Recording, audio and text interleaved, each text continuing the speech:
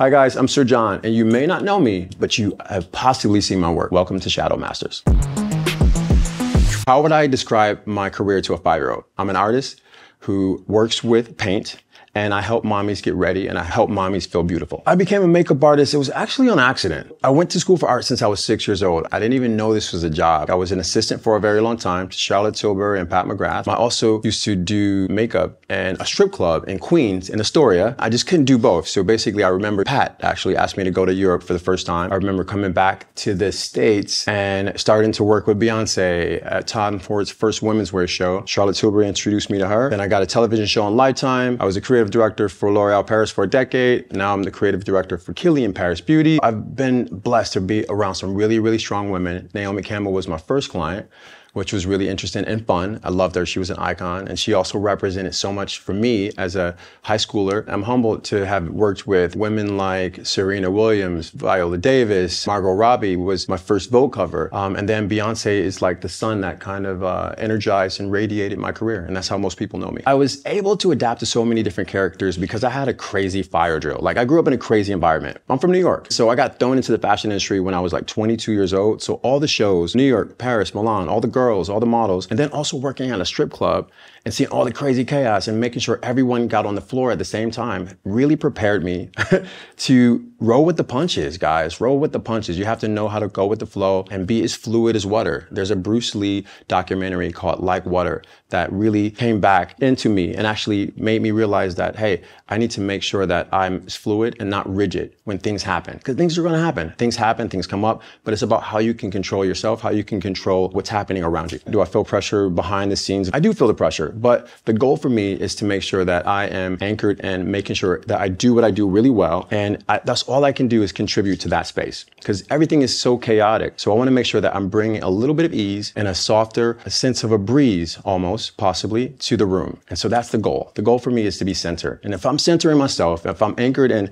knowing what I'm bringing to the table and trying to anniversary that every day, we're all in a good place. What you see is something that's produced, it's manufactured, it happens to be rehearsed, but in the rehearsals or on the places that we have to do to lead up to those spaces, it's stressful. You know, you're dealing with publicists, you're dealing with someone's temperament, how they feel, their families. So I think the goal when we look at how stressful the environment can be is, what do I do consistently? What can I bring to the space that is consistent, that is constant, and that is tried and true? And I know I can bring artistry. I know I can bring my personality, which is I try to be my most authentic self, and that is my calling card. So the goal is, what can we count on, or what can people count on from you and for you? One of the most trying times was Coachella. Coachella was really difficult. We were in the desert. We were driving back and forth to the Coachella Valley. I want to say 4 times that week from Los Angeles. That was really difficult, but the heat was intense. So when you have things that are so uncontrollable, what can you control? I can think about the person's skin, how much they sweat. I need to study at what point throughout the show is the person going to get so red that all the makeup will leave. And so I'm going to work backward from that. And I remember that I had products and I had things that helped me in that journey. I remember it was a point during the show, she tiled her face with a white towel and threw it into the crowd, and there was no makeup on the towel. Some of those moments aren't so much about me, but it's about how I'm intuiting the needs of my client. There are so many touch-ups you'll have to do as a makeup artist. You want to make sure that you stay with your client. You possibly want to pack a bag for them. We call it a set bag, but I want to think about all the things that can happen in her day, all the things that can happen on our way to a stadium, all the things that can happen on the way to the red carpet or to the Vanity Fair dinner, to the Oscars, whatever that may be. So you have to have a beautiful oversight and plan. So it's all about planning. I want to plan for powder. I want to make sure that I plan for lips in case she kisses or eats. I also want to plan to make sure that if she has oily skin, her eyelids don't crease. So I'm taking all of these things into consideration to make sure I give my client an overall sense of comfort and confidence. Makeup is so therapeutic. You have the ability to lean into yourself. I call it the temperature check. So as long as I'm doing the temperature check, when you think about the temperature, you understand if I need an umbrella, if I need boots, if I need a sweater, but how am I dialing to how I feel? So makeup has the ability to make you feel something. You know, when you put on a lipstick, it changes your mood. It makes you feel a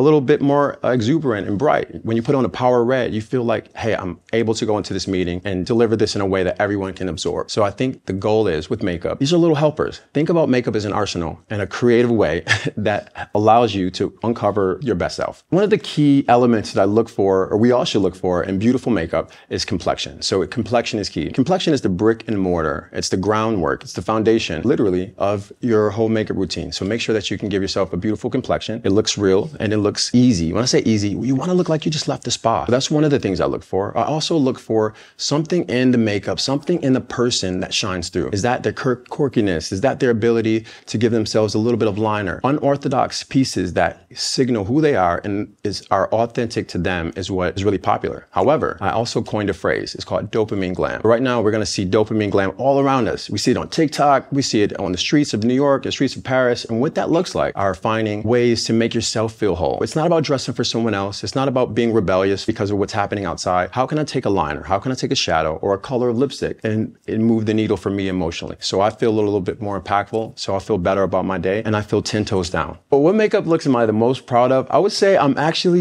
I feel blessed to have added so much to the culture of beauty as a whole instead of something that starts and stops with one woman. However, I've been really keen on certain looks, like Coachella was fun. You know, I've had really some beautiful moments at the Super Bowl.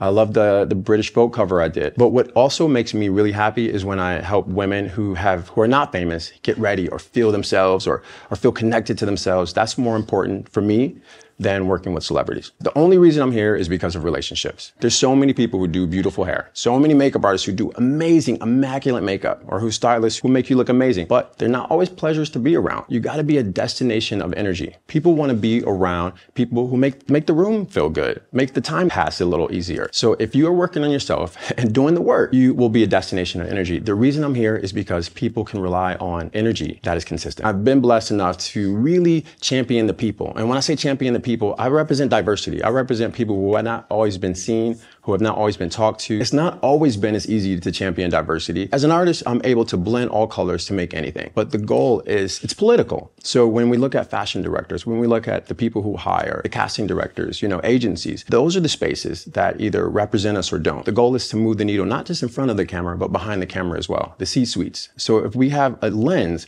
of what it can look like, an equitable lens of a beautiful landscape or a mosaic of everyone, a multi-culti generation. Visual representation, guys, is so important. After years of working with so many brands, what I love most about working as a creative director at Kilian Paris Beauty is the fact that we have the ability right now to redefine what luxury looks like, redefine the landscape of beauty and luxury. For me, and for so many people, we haven't always seen ourselves. So I love the fact that I have the ability to bring other people into the party, to make sure we all see ourselves, from Harlem to Hong Kong. For all of us, diversity should be important, but for me, it's the reason I do what I do. The part of my job that people don't necessarily see. You can be a makeup artist, you can be a stylist, you can be a singer, a musician, a dancer. When you are only doing the art for the art means something different to you. But when agents are involved, when contracts, licensing deals, and brokers, people who are actually selling your art, it changes how you feel about the art at times. It's really important that you protect your spirit, yourself, your mental. How are you protecting yourself? How are you recharging your batteries? Recharge your batteries. You don't have to always be seen. Your work doesn't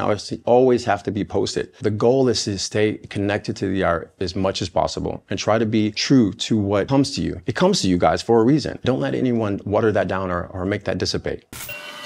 Konbini.